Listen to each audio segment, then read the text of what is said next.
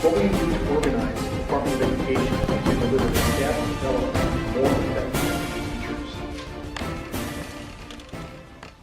My background is that I worked for a large corporation. It was Monsanto Chemical Company, which my son loves to tell me is the most evil company, which shows that I can rise to a challenge because I was their public relations director. In the past, when people had a good view of the company. But I had many jobs in that company, and one of them was staff development inside the firm.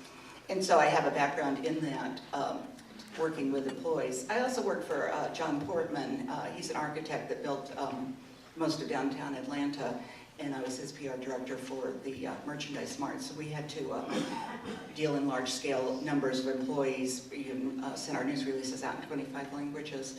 So working with employees and motivating them, that just comes with the background I've been involved with. Thank you. Alan? What I would like to do for staff development is every teacher needs it all the time. My wife is a teacher, and she craves staff development because she wants to learn how to do better each and every day. She's a really good teacher. If I was half as good a superintendent she was a teacher, I'd be pretty darn good.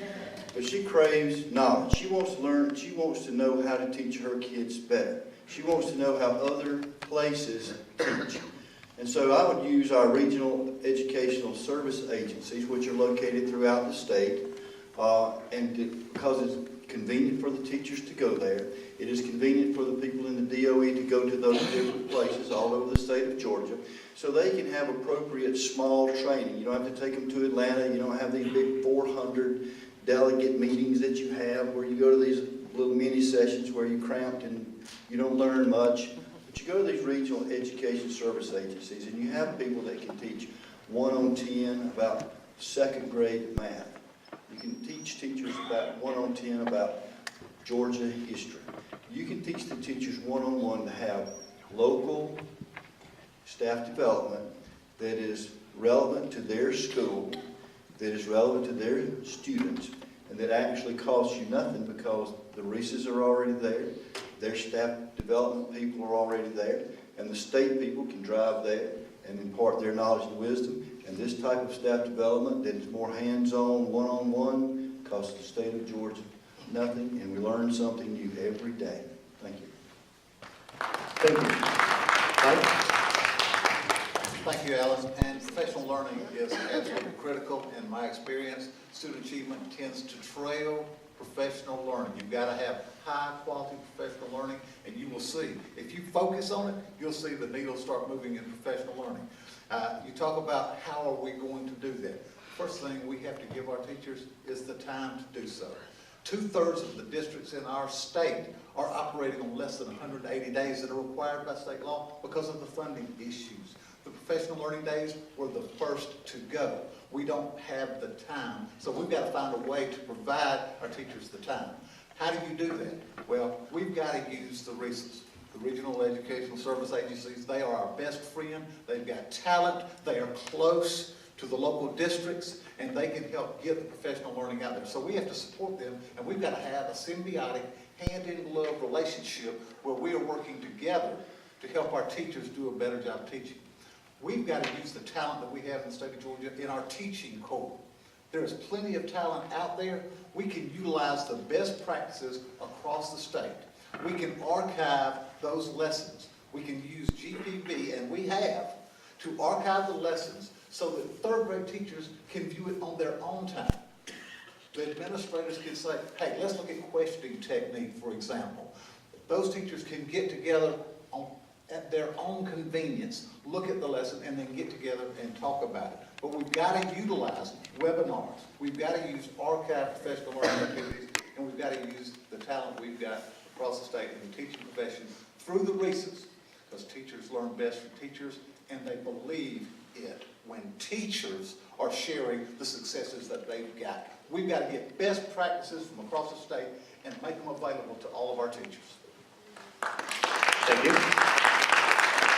Catherine? Thank you. Well, first, I think you listen to teachers.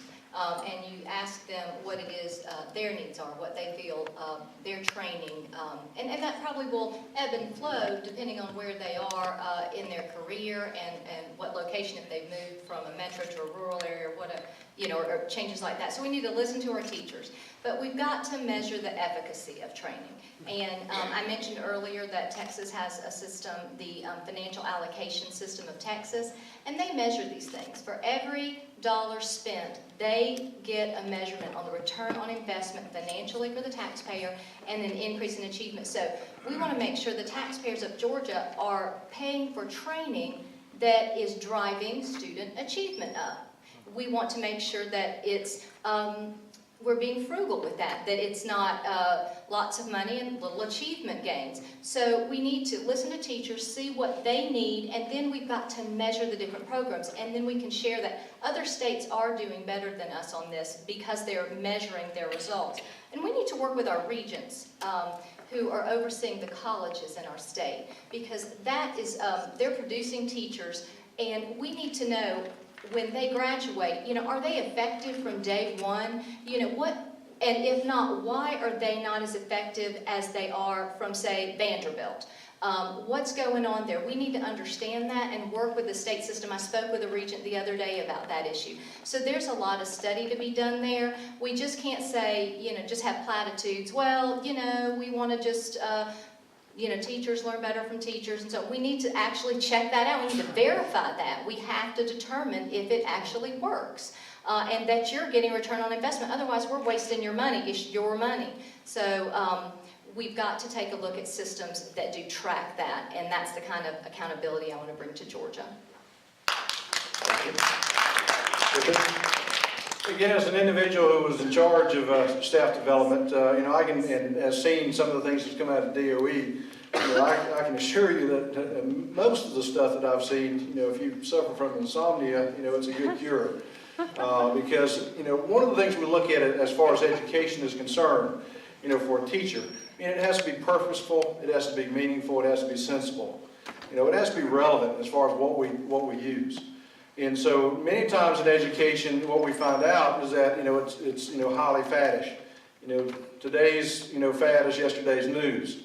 And so we have to make sure that when we are planning for, staff development, that it's long-term. It is something that it will actually have relevance, as far as improving our education, improving the craft that we have.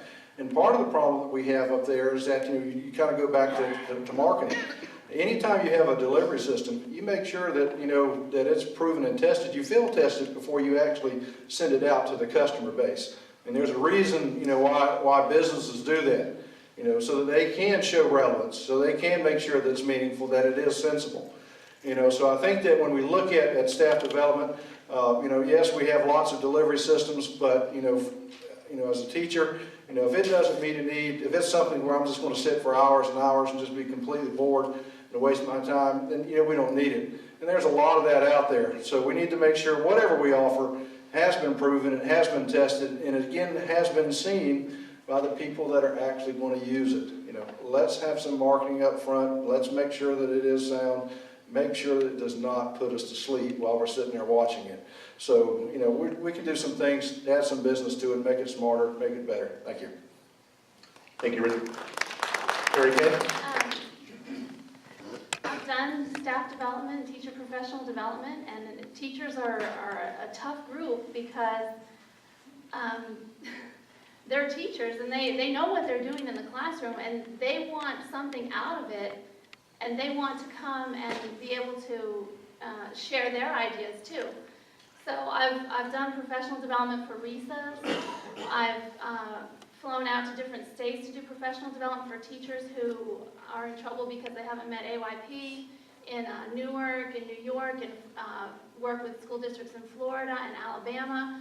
And in all my experience in all this professional development, and in higher ed, teaching people who are going to be teachers, teaching people who are in the classroom, I have met so many wonderful teachers. What I would do if I were in charge of professional development would be completely different from what I've been doing.